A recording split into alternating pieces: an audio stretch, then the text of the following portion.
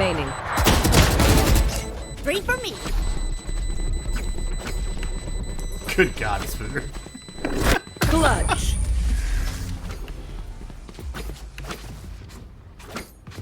Y'all ever seen a carry quite like this?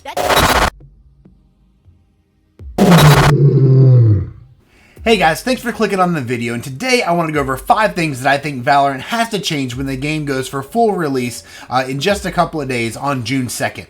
In the background, what you're going to see is you're going to actually see some of the gameplay of my friend Spooter. He had 52 kills in a game we played a few weeks ago. Unfortunately, I didn't have any of the Discord sound recorded, so I couldn't make it its own standalone video. And so you guys are kind of getting the highlights behind me talking through and going over the 5 things that I think Valorant needs to change. The first thing that I think Valorant has to change upon the release, or sometimes shortly after, is the slowdown when your character gets damaged. If you haven't played Valorant yet, what happens is the moment you take any damage from a gun, your character becomes almost immobilized. This is very problematic if you are trying to peek a corner, or if you're trying to run across an alleyway and you get caught in the middle. You're essentially dead. There's no recourse for you, and it's incredible in a game where the movement is already kind of slow. To get that kind of a slowdown, I would really like to see them alter that a little bit to make it a little less impactful. Headshot damage is outrageous in this game, and so for your character to be standing still for any amount of time after you've already taken a bullet, it's essentially a death wish. The second thing that I would like to see Valorant change upon the release, and it sounds like we might based on some of the leaks that we're getting with the new character Reyna, but I think that I would really like to see some more character balance, specifically a complement to Sage.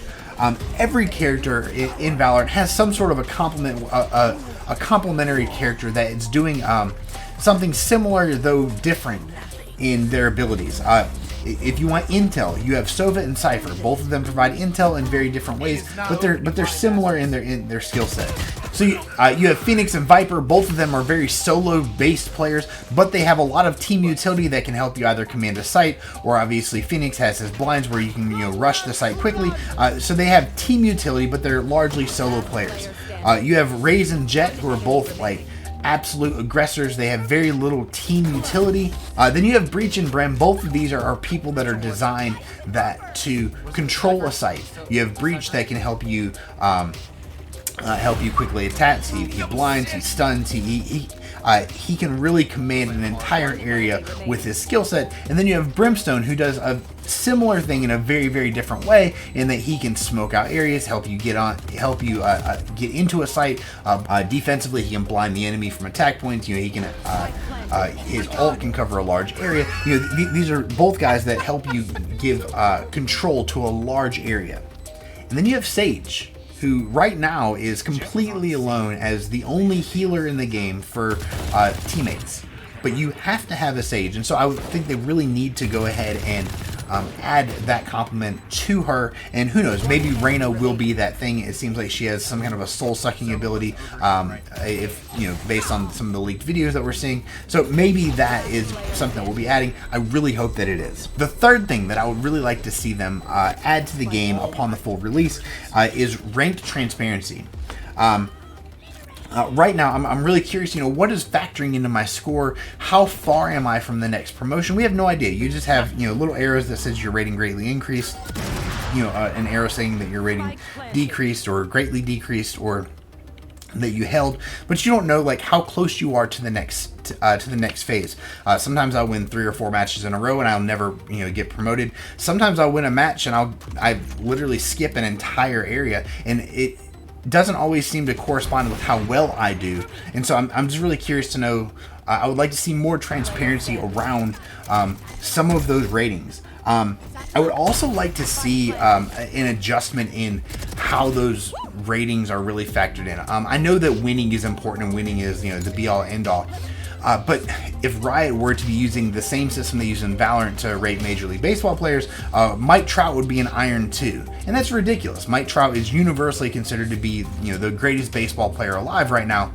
However, his team is garbage, and I feel like in a system where you are rating individual players, there needs to be some level of a player is just incredibly good and his team isn't, and you can still gain rating, and it doesn't seem like that capability is in there. And I think that if you're really trying to find individual ratings, that's something that they need to figure out with their rank stuff. But the fourth thing I'd like to see them do is give me more transparency into the leaderboard.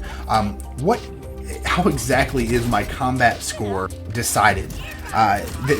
There are a lot of times, like if you go through and I'll look and I'll see that I have an equal kill, death, and assist number to somebody else, and I have the same number of first bloods. A lot of our stuff looks very similar, but I'm like 200 points behind them.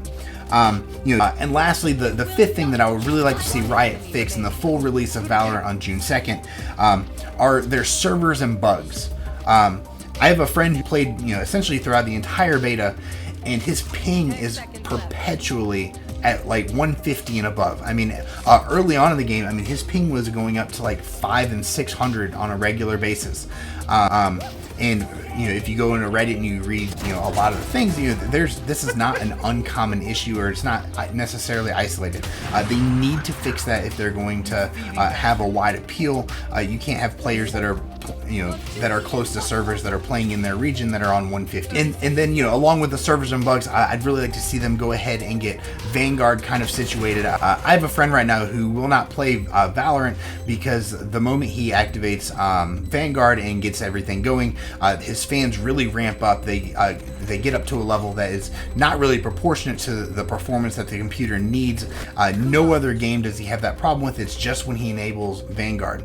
And there have been a lot of issues with Vanguard disabling software and disabling fans and doing a lot of things. And so they really need to find a way to kind of scale that down and get that to where it's doing what it needs to do and keeping cheaters out, but not doing external damage or impacting other functional things that your computer needs. So that's going to be it. Those are the 5 things that I hope Valorant changes upon the full release of this game on June 2nd. I am looking forward to it. I've missed it, not being able to play it the last couple of days.